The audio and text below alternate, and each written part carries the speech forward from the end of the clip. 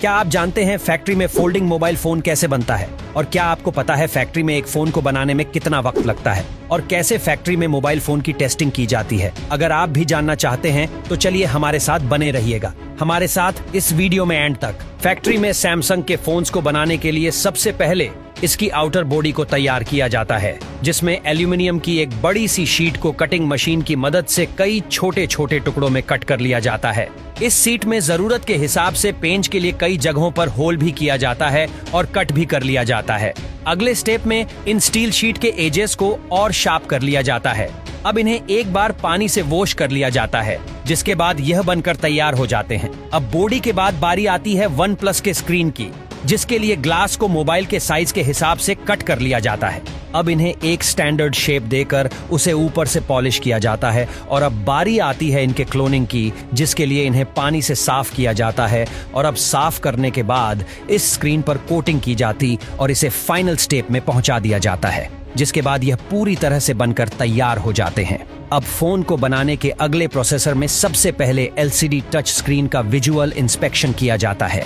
यह एक important role इसलिए भी प्ले करता है क्योंकि स्मार्टफोन की ज्यादातर चीजें इसी पर डिपेंड करती है।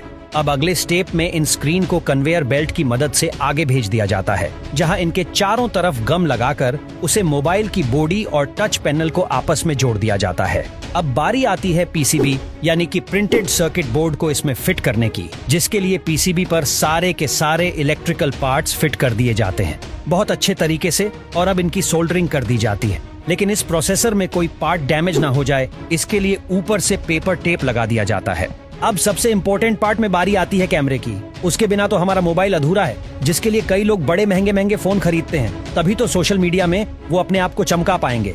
खैर, इस PCB बोर्ड पर फ्रंट और बैक कैमरे को फिट कर दिया जाता है और अगले स्टेप में PCB पर वाटर लेवल पेस्ट किया जाता है। ये एक व्हाइट कलर का स्टिकर होता है और इसी से मोबाइल की सर्विसिंग के वक्त पता चल जाता है कि मोबाइल पानी में गिरा है या फिर नहीं गिरा है, या फिर जो कस्टमर है वह बेवकूफ बना रहा है, क्योंकि पानी में गिरने के बाद इसका कलर व्हाइट से बदलकर रेडिश पिंक हो जाता है। अब बारी आती है इसके माइक्रोफोन की, जिसकी मदद से आवाज एक मोबाइल से दूसरे मोबाइल तक पहुंचती है और इसको बॉटम हैंड पर यानी कि PCB में फिट कर दिया जाता है। अगले प्रोसेस में बारी आती है स्पीकर लगाने की। अब PCB बोर्ड में वाइब्रेटर भी फिट कर दिया जाता है।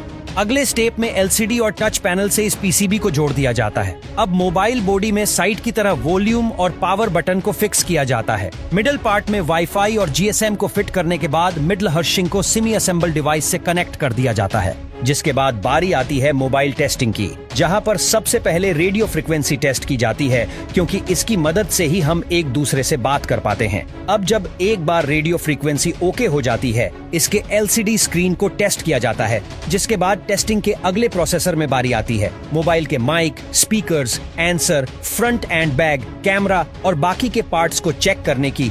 अब जब ये सारे के सारे पार्ट्स ओके हो जाते हैं, तब अब आगे बारी आती है इन मोबाइल फोन के स्क्रू को लगाने की, जिसके लिए एक रोबोटिक मशीन की हेल्प ली जाती है, जो मोबाइल फोन के हर पार्ट में लगाता है, जिसके बाद हमारा स्मार्टफोन ऑलमोस्ट बनकर तैयार हो जाता है। अब एक बार इनके बनने के बाद बारी आती है इनके पैकेजिंग की, जिसके लिए इन्हें पैकेजिंग यूनिट में भेज दिया जाता है, जहां इन मोबाइल पर इंटरनेशनल मोबाइल इक्विपमेंट आइडेंटिटी यानी कि IMEI लेवल लगा दिया जाता है, जिसके बाद एक ऑपरेटर के द्वारा बैग हाउसिंग लगाकर डिवाइस की असेंबलिंग को पूरा किया जाता है। अब इन्हें पूरी तरह से पैक कर दिया जाता है और यह मार्केट में बिकने के लिए पूरी तरीके से तैयार है।